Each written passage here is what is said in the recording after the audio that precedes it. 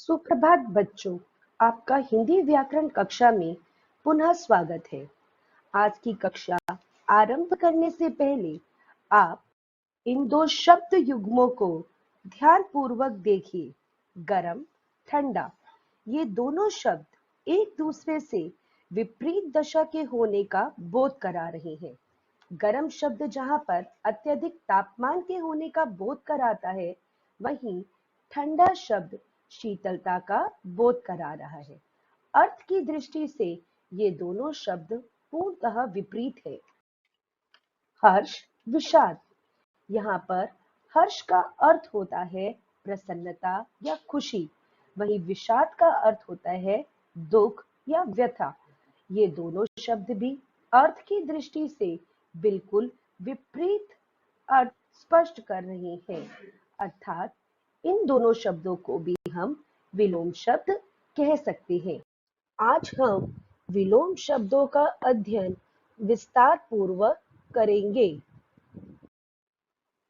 विलोम शब्द का अर्थ होता है विपरीत शब्द, अर्थात उल्टे शब्द प्रकट करने वाले दो शब्द।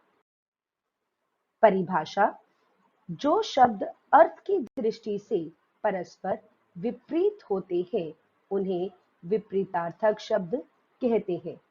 अर्थात ऐसे शब्द जो अर्थ की दृष्टि से या दशा की दृष्टि से पूर्णतः विपरीत अर्थ हमारे समक्ष अर्थ स्पष्ट कर रहे हैं, उन्हें हम विलोम शब्द कहते हैं। आइए अब हम विस्तार पूर्वक विलोम शब्दों की जानकारी देते हैं। अर्थ, अनर्थ। अर्थ और अनर्थ दोनों ही संज्ञा शब्द हैं। अर्थ से तात्पर्य है ऐसे शब्दों का समूह जो सार्थक हो, और अनर्थ का मतलब होता है निरर्थक शब्दों का समूह। अमृत, विष। अमृत का अर्थ होता है बच्चों ऐसा सुधा रस जिसको पीने से व्यक्ति अमर हो जाता है। विष एक ऐसा विषैला पदार्थ है जिसको ग्रहण करने से व्यक्ति की मृत्यु भी हो सकती है। अंधकार, प्रकाश। सूर्य के छिपने से या अस्त होने से चारों तरफ जो अंधेरा फैल जाता है उसे अंधकार कहते हैं, और सूर्य के उदय होने से जो उजाला फैल जाता है उसे प्रकाश कहते हैं। अल्पज्ञ, बहुज्ञ। अल्पज्ञ का मतलब होता है ऐसा व्यक्ति जिसे किसी विषय में बिल्कुल ही कम जानकारी हो, और बहुज्ञ का मतलब है ऐसा विद्वान जिसे किसी विषय में बहुत अधिक जानकारी प्राप्त हो। अनुज और अग्रज। जो अनुज होता है वह कहलाता है छोटा भाई, और अग्रज जो है वो कहलाता है बड़ा भाई। अनुकूल और प्रतिकूल। बच्चों, ये दोनों विशेषण के शब्द हैं। अनुकूल का अर्थ होता है ऐसा कोई कार्य जो कि हमारी इच्छा के अनुसार किया गया हो, और प्रतिकूल का अर्थ होता है ऐसा कोई कार्य जो हमारी इच्छा के अनुरूप ना किया गया हो। अवनति और उन्नति। अवनति का अर्थ होता है गिरावट, और उन्नति का अर्थ होता है बढ़ोतरी। जैसे हम कोई व्यापार करते हैं और उसमें मेहनत नहीं करते तो हमारे व्यापार में निरंतर गिरावट होती है, लेकिन अगर हम मेहनत करते हैं तो दिन प्रतिदिन हमारा जो व्यापार है वो बढ़ता जाता है, तो वो कहलाता है उन्नति। अतीत, वर्तमान। ये दोनों शब्द विशेषण शब्द हैं। अतीत का अर्थ होता है ऐसा समय जो बीता हुआ हो, और वर्तमान का अर्थ होता है जो समय अभी चल रहा है। अनाथ, सनाथ। ये दोनों शब्द भी विशेषता बता रहे हैं। अनाथ का अर्थ होता है जिसका कोई संरक्षक ना हो, और सनाथ का अर्थ होता है जो मदद करने वाला या अपनी शरण में आश्रय देने वाला।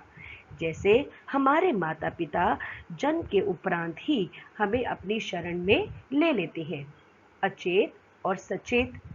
अचेत का अर्थ होता है जिसमें चेतना ना हो, या फिर ऐसा कोई मूर्छित व्यक्ति, और सचेत का अर्थ होता है जिसमें चेतना हो, जो कि हिलने और डुलने की योग्यता रखता हो। अनिवार्य। अनिवार्य का अर्थ होता है अवश्यंभावी, अर्थात जो कि अत्यंत ही आवश्यक हो, जैसे वायु हर एक मनुष्य के लिए अनिवार्य है। ऐच्छिक का मतलब होता है वैकल्पिक, जो कि इच्छा के अनुसार किया गया हो। यह बिल्कुल हमारी इच्छा पर निर्भर करता है कि हम उस कार्य को करना चाहते हैं या फिर नहीं। उचित और अनुचित। उचित और अनुचित विशेषण शब्द हैं। किसी अवसर या परिस्थिति के अनुरूप करने वाला कार्य। उचित और अनुचित का अर्थ होता है गलत कार्य या फिर अनैतिक कार्य जो कि अवसर के लिए उपयुक्त ना हो। उत्तीर्ण का अर्थ होता है पास और अनुत्तीर्ण का अर्थ होता है फेल। उत्कृष्ट और निकृष्ट। उत्कृष्ट का अर्थ होता है उत्तम गुण या फिर अच्छे गुणों का वास करने वाला, और निम्न या तुच्छहीन या जिसमें अच्छे गुण ना हो वो कहलाता है निकृष्ट। इच्छा, अनिच्छा। बच्चों, ये दोनों शब्द स्त्रीलिंग के शब्द हैं। इच्छा का मतलब होता है कामना और अनिच्छा का मतलब होता है ऐसा कोई कार्य जिसमें हमारी इच्छा का अभाव हो, अर्थात इच्छा के विरुद्ध किया गया कोई भी कार्य। आगामी का मतलब होता है आने वाला कल, और गत का मतलब होता है जो समय बीत गया हो। उधार और नकद। उधार का मतलब होता है ऋण या फिर कर्ज, और नकद का मतलब होता है रुपया या पैसा देकर किसी भी वस्तु को खरीदना। अपेक्षा और उपेक्षा। बच्चों, अपेक्षा और उपेक्षा ये दोनों स्त्रीलिंग के शब्द हैं।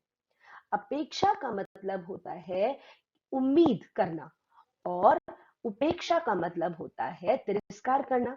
इसे मैं आपको एक वाक्य के द्वारा स्पष्ट करती हूँ। नवजोत सिंह सिद्धू को इमरान खान से अपेक्षा थी कि वह उनका सम्मान करेंगे, परंतु इमरान खान ने उनकी उपेक्षा की, अर्थात इमरान खान ने उनका तिरस्कार किया। जबकि सिद्धू को ये पूरा विश्वास था कि वह उनकी उपेक्षा नहीं करेंगे, वह उनका सम्मान करेंगे। उपस्थित और अनुपस्थित। उपस्थित का मतलब होता है हाजिर होना, और अनुपस्थित का मतलब होता है गैर हाजिर होना। उत्थान और पतन।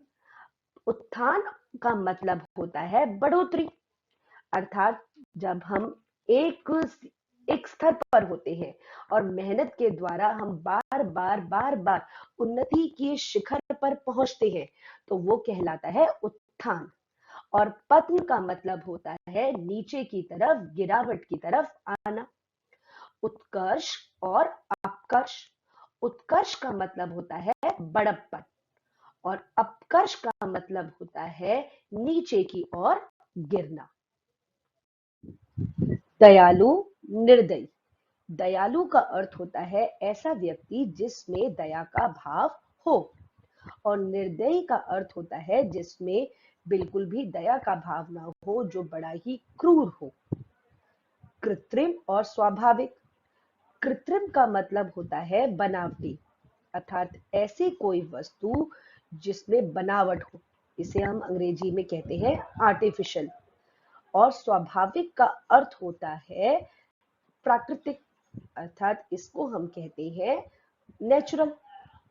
कल्पना, यथार्थ। कल्पना का अर्थ होता है मन का कोई भी भाव जो हम अपने मन के अंदर ही बनाते रहते हैं। और यथार्थ का मतलब होता है वास्तविकता, अर्थात जैसा होना चाहिए वैसे ही होना।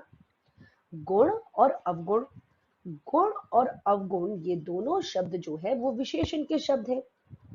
किसी भी अच्छी बात का होना या अच्छी वस्तु का होना वो कहलाता है गुण, और किसी भी ऐप का होना या दोष का होना ये कहलाता है अवगुण। गुरु और शिष्य। गुरु का अर्थ होता है अध्यापक, और शिष्य का अर्थ होता है विद्या को ग्रहण करने वाला। गहरा। बच्चों, जिसका तल आसपास के स्थान से नीचे हो, अर्थात जैसे कुआं या खाई। जिसका जो तल होता है वो हमारी जमीन से काफी ही नीचे होता है। और उथला का मतलब होता है कम गहरा, जिसका मतलब होता है जैसे जलाशय। प्रवेश और निकास। प्रवेश का मतलब होता है किसी भी स्थान में अंदर जाना। जैसे आप सभागार के अंदर जब आप जाते हैं तो वो कहलाता है प्रवेश। और निकास का अर्थ होता है बाहर निकलना। आधार पर अब हम कुछ अभ्यास कार्य करते हैं। नीचे दिए गए शब्दों के आपने उचित विलोम शब्द लिखने हैं। आगामी, अवनति, अनिवार्य, बहुज्ञ, सनात, अचेत और प्रतिकूल। प्रश्न 2। रिक्त स्थान की पूर्ति उचित विलोम शब्दों के द्वारा कीजिए। पहला, वाणी उत्तीर्ण नहीं डैश है।